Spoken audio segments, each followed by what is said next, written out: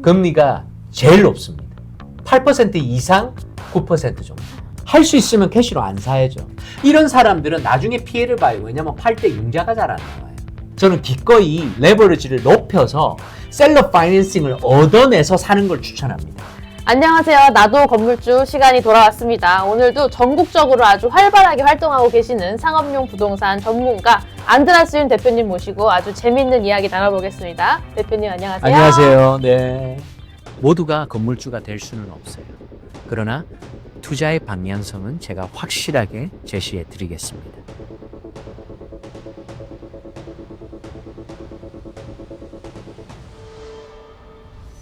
그 커머셜 부동산이라고 하면 네. 전액 현금으로 사시는 분들도 있지만 대부분은 네. 좀 융자를 하고 사시잖아요. 설령 정말 캐시가 가득한 분이라도 저는 무조건 융자를 끼고 사는 것을 추천하죠. 네, 그게 그리고 커머셜 101입니다. 그 미국에서의 커머셜 마켓에서 진행되고 있고 모든 투자 전략가들이나 이런 사람들이 추천하는 게 가장 작은 다운으로 살 수 있는 게 최고예요. 왜냐면 그래야지 리스크가 최소화되거든요. 다운페이가 작을수록 좋다는 거 여러분들 꼭 기억하셨으면 좋겠어요. 몇 가지 이득이 있습니다. 첫째로 레버리지 자체가 커진다라는 거죠. 내가 1밀리언이라는 캐시를 가지고 있다. 이게 만일에 20% 다운이 가능하다 하면 5밀리언짜리를 살 수 있는 거고. 자, 그런데 1밀리언 캐시로 사면 1밀리언짜리밖에 못 사는 거예요. 넷인컴에서 거의 5배의 차이가 납니다. 그러면 같은 자본 1밀리언을 인젝션 한다라는 표현이죠. 커머셜 투자에서 나의 1밀리언을 인젝션해서 어떤 이득을 누릴 것인가. 5배의 이득을 누리는 것이 바로 융자를 통하여서 가능한 거죠. 투자용 부동산에서는 융자가 정말 중요하고 제일 중요하다고 보시면 돼요. 꽃이라고 표현할 수 있겠네요. 정말 그렇습니다. 그러니까 융자의 availability 그리고 융자의 커넥션 전국적인 단위로 부동산 매매를 하고 있지 않습니까? 저는 융자가를 끼지 않고서는 이것이 불가능했죠. 뭐 상식적으로 제가 지금 현재 가장 많이 하는 주가 뭐 한 예로 텍사스인데 예를 텍사스에 제가 어떤 그런 커넥션이 없으면 어떻게 클로징을 하겠어요? 그리고 인디애나에도 클로징을 하고 생각하는 그런 모든 스테이트에 클로징을 하는데 그런 어떤 융자에 대한 레버리지가 없다면 불가능한 거죠. 저는 모두에게 좋은 옵션을 드릴 수가 있어요. 최고의 옵션을 드릴 수가 있어요. 어떤 것들을 통해서 저는 크레딧 유니언, 로컬 사이즈의 프로그램들이 많기 때문에 그 프로퍼리를 가장 많이 알고 있고 그리고 그렇기 때문에 좋은 딜을 줄 수가 있는 거예요. 그러니까 이런 우리가 흔히 아는 큰 은행들 뿐만이 아니라 아니죠. 그런 뭐 로컬 은행들도 많이 알고 이런 그럼요. 정보력이 많기 때문에 최적의 융자 옵션을 제공할 수 있다. 그렇죠. 그런 말씀이시죠. 융자는 결국에 나의 익스펜스와 직결됩니다. 그러니까 결국에 융자를 줄일 수만 있으면 나의 NOI는 높아지는 거죠. 이자율이 좋을수록 당연히. 그죠? 여러분들 이 융자를 샤핑을 해야 돼요. 융자 쇼핑도 있었구나. 당연하죠. 융자 무조건 쇼핑해야 돼요. 왜냐하면 이렇게 받아봤는데 그 monthly 내는 그것이 일단 어느 정도야. 근데 클로징 할 때 어떤 fee가 어떤 것들은 굉장히 높고 어떤 것들은 굉장히 낮잖아요. 그 왜 그런 줄 아세요? 전부 다 숨어있는 히든되어 있는 랜딩 fee예요. 은행마다 차징하는 랜딩 fee가 다 틀립니다. 뭐 호텔에 리조트 피 있듯이. 그런 식으로. 그런 것들이 다 묻어나는 거야. 왜냐면 익스피디아에서. 맞아요. 맞아. 저는 이거를 뭐 한 200불에 근데 나중에 갔는데 나군에 하니까 500불이라고. 하룻밤 잘 때 50불 내네. 맞아, 그런 거. 특히나 올랜도 갈 때 조심해야 돼. 그죠? 리조트 피 같은 거. 예, 그런 거 있죠. 골치 아프네요. 그래서 여러분들 이런 것들을 많이 봐야 돼요. 랜딩 피. 쉽게 제가 한 예로 드릴까요? 랜더들이 어토니를 하이를 하죠. 왜냐하면 자기들의 론 다학을 리뷰를 해야 되니까. 자, 그럴 때 이것도 천차만별이에요. 거의 만불 단위로 차이가 난다는 거 아세요? 그리고 론 오리지네이션 피라고 해가지고 근데 일반적으로 1% 정도 10밀리언의 융자를 한다. 이러면 론 오리지네이션 피만 해도 10만 불이잖아요. 1%만 해도. 근데 어떤 랜딩에서는 2%를 차지를 해요. 그럼 이것만 해도 20만 불이에요. 그것이 클로징 피라고 해서 다 묻어 나오죠. 여러분 이런 것들도 볼 줄 알아야 됩니다. 제가 냉정하게 말씀을 드릴게요. 여러분들이 그냥 눈 뜨고 코 베인다라는 그 컨셉이 뭐냐면 실질적으로 클로징을 해요. 근데 클로징 피에 다 묻어와서 이 정도 클로징 하니까 이 정도 피가 드는구나. 절대 안 됩니다. 클로징 피가 무엇인지 분석할 줄 알아야 됩니다. 제가 생각했던 것보다 클로징 피가 더 붙었어요. 네. 그러면 이거 뭐냐? 물어봐야죠. 안 한다 할 수도 있는 거예요. 엎어버려요? 엎어버린다. 자, 엎어버릴 때 내가 earnest money를 받을 수 있는 텀인지를 알아보고 엎어야 된다. 내가 보장받을 수 있는 듀 딜리전스를 다 넘긴 상태에서는 엎어버리면 나의 earnest money는 날아간다라는 사실. 그렇긴 하지만 네. 그런 것조차도 too late이죠.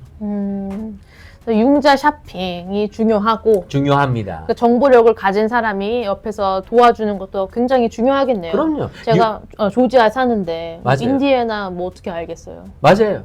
그런 걸 떠나서 융자의 availability, 과연 이 물건을 사는데 이것이 융자가 가능하냐, 내가 어떤 은행을 뚫어야 되나 이런 거 몰라서 실패하는 경우가 상당히 많아요.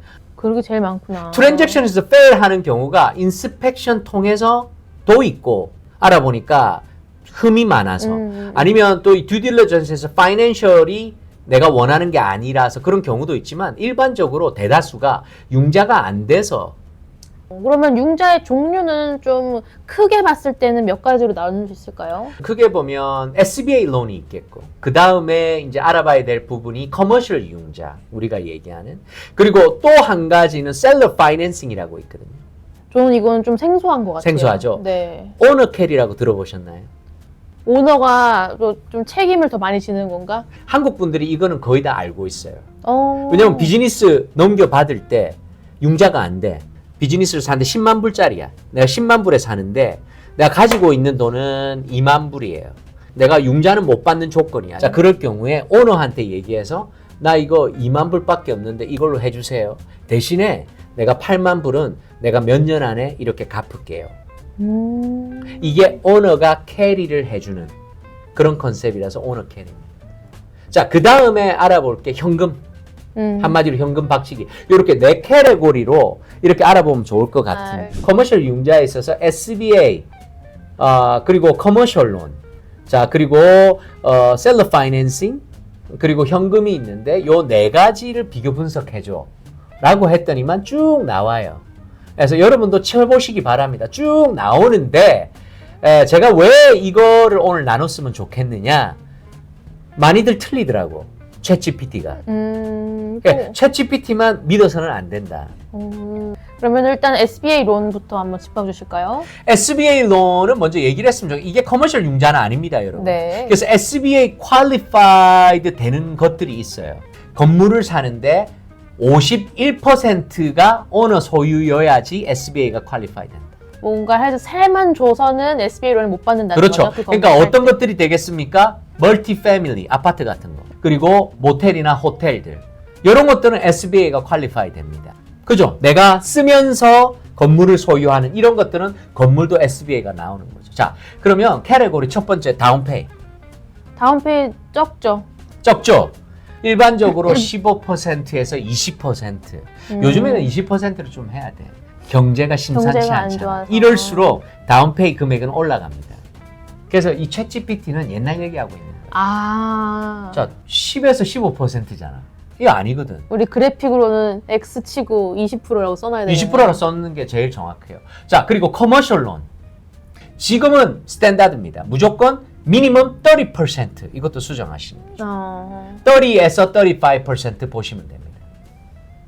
자, 네. 셀러 파이낸싱, 다운 페이먼트, 입맛대로입니다. 셀러 마음대로. 그렇지. 셀러와 바이어의 합의에 의한 거. 왜냐면 특별히 룰이 없잖아. 제가 이제 물건을 파는데 우리가 모텔 같은 경우를 이제 융자가 바이어 측에서 안 됐어. 근데 우리 셀러는 너무 팔고 싶어. 근데 이 사람은 기꺼이 사겠대. 근데 기꺼이 사겠다는 사람은 또 돈이 없어요.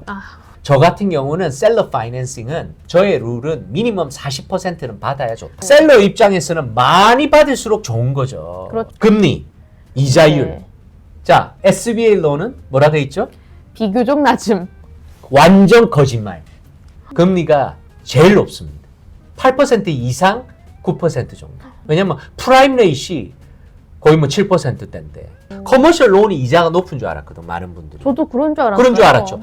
7%보다 다 낮습니다. 그러려면 어느 정도의 릴레이션십이 형성돼 있어야 된다. 그러면은 셀러 파이낸싱은요? 엿장수 마음이다. 아, 이것도 어떤 경우에는 제가 좋은 물건이에요. 근데 이 사람이 이걸 너무 사고 싶어 해. 근데 이런 경우도 있겠죠. 왜냐면 융자가 뭐 이런저런 다른 걸로, 그러니까 한마디로 이렇게 보시면 됩니다. 여러분, 융자가 잘 나오면 은행에서는 전반적인 리거 다큐먼트를 보는 중. 호텔 같은 게 계약이 성사가 될 때 은행에서는 P&L, 텍스 리턴을 많이 봐요. 이런 오너들이 텍스 리턴을 잘 안 해놓거든. 그렇잖아요. 왜냐면 세금 많이 안 내려고. 그러면 현실과 괴리가 되죠. 이런 사람들은 나중에 피해를 봐요. 왜냐면 팔 때 융자가 잘 안 나와요.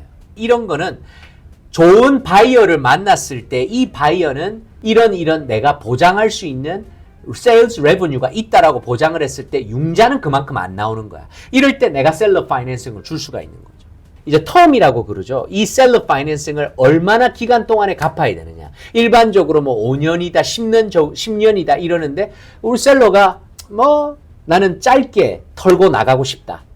예, 그러니까 그 기간을 줄여달라면 그만큼 줄여주는 거고. 여러 가지 상황에 맞게 커스터마이즈 하죠. 네, 그럼 SBA로는 승인이 좀 느리게 될 것 같아요. 아무래도 좀 정부 기관을 좀 끼고. 그렇죠. 하니까. 그렇죠. 그렇게 많고. 그리고 뭐 커머셜 론 같은 경우 한 30일에서 60일 보는 게 좋고요. 자, 그런데 여기에서 장점이 셀러 파이낸싱은 금방입니다. 아, 합의만 보면 되잖아. 그렇겠네요. 자, 여기서 제일 좋은 거는 누구다? 캐시다. 내고가 유리해집니다. 그래서 바이어가 갑인 거예요. 캐시 들고 오면. 그러니까 셀러는 같은 값이면 현금으로 가야죠. 언더라이팅. 속도와 똑같습니다. 엄격할수록 셀러는 안 좋아한다. 왜? 엄격할수록 안 될 확률이 높잖아요. 바이어에게 가장 유리한 게 현금이죠. 리스크 부분은 또 어떻게 보면 될까요? 요 SBA 같은 경우는 퍼스널 개런티가 들어가요. 커머셜 론은 건물을 담보로 들어갑니다. 내 개인이 들어가는 거 아니에요. 그래서 망했다? 그냥 건물 날아가는 거예요. 셀러 파이낸싱을 해서 망했다? 이러면 셀러에게 돌려줘야 돼, 건물. 셀러에게 항상 조건 가운데 이거를 주지 못하면 다시 셀러가 리퍼제스 한다는 조건이 들어가요. 또 캐시는 리스크가 제일 크죠, 뭐. 아, 다 잃어버리는 다 잃어버린다. 끝나는 거니까 제일 크죠. 그러면은 좀 전반적으로 봤을 때 장단점을 봐야죠. 좀 짚어주시겠어요? 우리 지금 다 얘기했잖아요. 네. 자, SBA의 단점은 다운페이가 낮다라는 거. 그러나 이거는 제한돼 있어요. 그러니까 오늘 아크파이드 빌딩이라든가 모텔 호텔이라든가 아니면 아파트만 할 수 있는 매우 제한적인 거고 너무 까다로워요. 시리즌이 아니면 받을 수 없기 때문에 모두에게 해당되는 내용은 아니고 또 제가 하는 이런 커머셜 물건들이 다 안 돼요, SBA가. 자, 커머셜 론 같은 경우에 제일 좋아요. 장점 딱 나와 있잖아. 안정적 구조. 기가 막힌 거야. 그리고 까다로운 승인 걱정하지 마십시오. 제가 승인 다 판단해서 말씀드립니다. 그런데 듣도 보다 오는 듣보잡들이 들어가 있는 테넌트들. 그리고 리스가 언제 끝날지 모르는 것들. 그리고 우리가 얘기했던 month 리스로 돼 있는 거. 이런 것들 승인 안 돼요. 그러니까 저는 시작조차도 안 합니다. 그러니까 이런 걱정하지 마세요. 아, 네. 그럼 셀러 파이낸싱은 좀 새로운 개념인 것 같아요. 새로운 저한테는. 개념. 건물에 있어서 잘 트랜잭션이 진행 안 된다. 셀러 파이낸싱을 통해서 어떻게든지 되게 만듭니다. 아, 그러니까 바이어 에이전트로서 만약에 좀 융자가 좀 안 나올 것 같다, 좀 힘들다. 셀러 파이낸싱으로 파이낸싱을 들어가고 가면은 리스팅 에이전트를 통해서도 얼마든지 저는 플렉서블한 바이어들을 많이 끼고 있어요. 바이어 에이전트로서 제가 일을 할 때 굳이 셀러 파이낸싱으로 사지는 않죠. 아니, 셀러 파이낸싱으로 사는 이유가 뭡니까? 융자가 안 되니까 사는 거잖아. 네. 굳이 융자 안 되는 거를 왜 사요? 그러면은 캐시의 장단점은요? 내고가 좋다. 일단 그러니까 장점. 싸게 살 수 있다. 그런데 what's the point? 할 수 있으면 캐시로 안 사야죠. 그런데 제가 리스팅 에이전트로 일할 때는 캐시 오면 땡큐 하고 팔아야죠. 뭐 한국에 오신 분들, 자본을 갖고 오신 이런 분들은 어쩔 수 없잖아요. 융자가 안 크레딧이 되니까. 없거나. 그런데 설령 그럴지라도 이런 분들을 위해서는 저는 기꺼이 레버리지를 높여서 셀러 파이낸싱을 얻어내서 사는 걸 추천합니다. 아, 아무리 캐시가 있더라도. 그럼요. 뭐냐? 레버리지. 더 커지니까. 오늘 클리어하죠, 굉장히. 네네, 픽처가 좋습니다. 보이죠. 이게 우리가 커머셜 융자이자에서 네네. 나눈 건데 이게 전략이 지금 다 들어가거든요. 그럼 이번 시간에는 커머셜 부동산을 살 수 있는 4가지 옵션을 크게만 좀 짚어봤어요. 맞아요. SBA 론도 있었고, 커머셜 융자도 있었고, 그리고 셀러 파이낸싱도 있었고, 물론 현금으로 사는 옵션도 있었습니다. 그러면은 다음 시간에는 좀 더 세세하게 융자 관련해서 네? 더 이야기를 나눠보도록 하겠습니다. 대표님, 감사합니다. 감사합니다.